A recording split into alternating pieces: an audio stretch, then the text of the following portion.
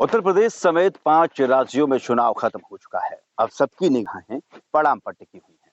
10 मार्च की सुबह से ही पहले रुझान और फिर नतीजे आने लगेंगे। 10 फरवरी से 7 मार्च के बीच उत्तर प्रदेश, उत्तराखंड, पंजाब, मणिपुर और गोवा में विधानसभा चुनाव संपन्न हो गए हैं। इन सभी राज्यों के नतीजे 10 मार्च को आने हैं।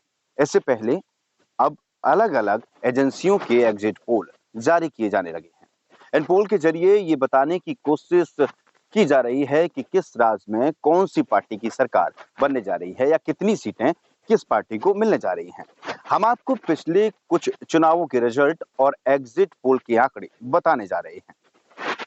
इससे आप ये समझ पाएंगे कि ये पोल कितना सही होता है या फिर क्या इनमें किए गए दावों में कुछ हकीकत होती है या नहीं। यूपी में पिछली बार यानी कि 2017 में भी 7 चरणों में चुनाव हुए थे।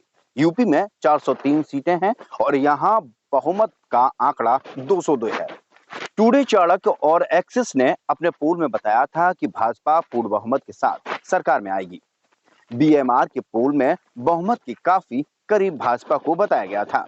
वहीं जबकि C voters, India TV, forecast, ABP news और सीएसडीसी ने बहुमत से काफी दूर बताया था। नतीजे इसके जस्ट उलट आए। भाजपा को इन सभी एग्जिट पोल से काफी ज्यादा सीटें मिली थी। जब नतीजे आए तो एक भी एग्जिट पोल सही साबित नहीं हुआ। भाजपा गठबंधन को एक्सिस के सर्वे में अधिकतम 279 सीटें मिली थी, लेकिन नतीजे में भाजपा गठबंधन 325 सीटों पर विजयी रहा। अकेले भाजपा ने 312 सीटों पर जीत दर्ज की थी।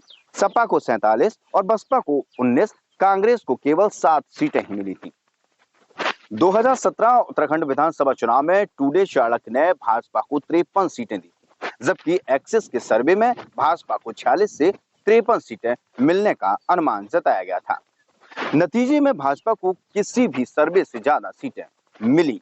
नतीजे में भाजपा को 57 सीटें मिली, जबकि कांग्रेस महज 11 सीटों पर ही जीत दर्ज कर पाई थी।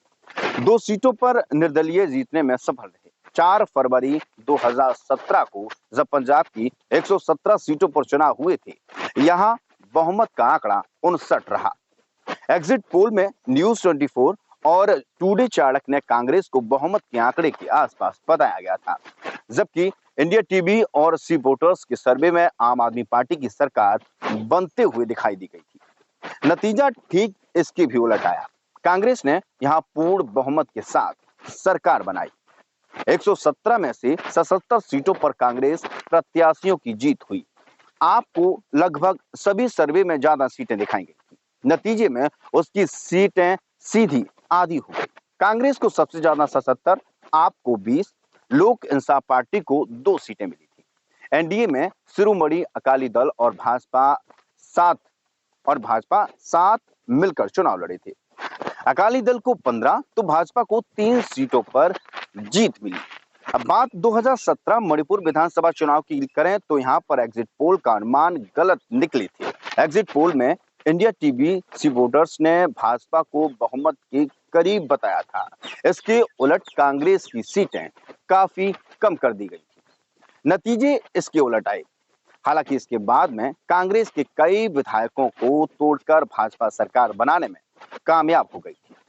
राज्य में 60 सीटें हैं और बहुमत का आंकड़ा 31 है। नतीजों में कांग्रेस ने 28 सीटों पर जीत हासिल की थी, जबकि भाजपा के 21 उम्मीदवार जीते थे। 2017 में गोवा विधानसभा चुनाव में लगभग सभी एग्जिट पोल के अनुमान गलत साबित हुए। लगभग सभी ने भाजपा को बहुमत के काफी करीब बताया था, लेकिन नतीजे अलग निकले। सी वोटर्स ने अनुमान लगाया था कि कांग्रेस को 12 से 18 सीटें मिल सकती हैं। यह अनुमान सही निकला और कांग्रेस के 17 प्रत्याशी जीते। हालांकि भाजपा के लिए सी वोटर्स ने 15 से 21 सीटें जीतने का अनुमान लगाया था, जबकि नतीजे आए तो भाजपा के खाते में केवल 13 सीटें ही मिली।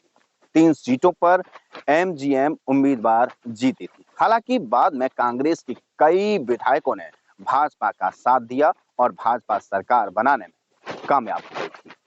बीते कुछ महीने में अगर 2 सबसे चर्चित चुनाव की बात करें तो इसमें पश्चिम बंगाल और बिहार के चुनावों का नाम आएगा। इन दोनों राज्यों में भी अधिकांश एग्जिट पोल गलत साबित हुए थे। 2021 में हुए पश्चिम बंगाल विधानसभा चुनाव की चर्चा पूरे देश में रही। तब ज्यादातर एग्जिट पोल ने अनुमान लगाया था कि सरकार तो ममता बनर्जी की बनेगी, लेकिन भाजपा कम से कम 100 सीटें जीतने में कामयाब होगी। यहाँ कुल 294 सीटें हैं और सरकार बनाने के लिए 148 का आंकड़ा छूना जरूरी था। नतीजे आए तो ममता बनर्जी ने पूर्ण बहुमत के साथ सरकार बनाई, लेकिन भाजपा को उतनी सीटें नहीं मिल पाई जितना कि अनुमान लगाया जा रहा था। भाजपा सिर्फ 77 सीटों पर ही सिमट गई। वहीं ममता की पार्टी को 213 सीटें मिली और उनकी जीत हुई। 2020 बिहार विधानसभा चुनाव के लिए एग्जिट पोल के सभी दावे फेल हो गए। लगभग सभी पोल में महागठबंधन की सरकार बनती हुई दिखाई जा रही थी, लेकिन नतीजे आए तो एनडीए सरकार बनाने में कामयाब हुई। नतीजों में एनडीए गठबंधन को 125, महागठबंधन को 110 सीटें मिली थी। 5 सीटों पर एआईएमआईएम और एक सीट पर बसपा, लोजपा और निर्दलीय उम्मीदवार जीता था। लेकिन अब क्या होगा? अब फिर जो एजेंसियां हैं, न्यूज एजेंसियां हैं, वो अपने अपने आंकड़े बताने लगे हैं, एग्जिट पोल के जरिए दिखाने लगे हैं।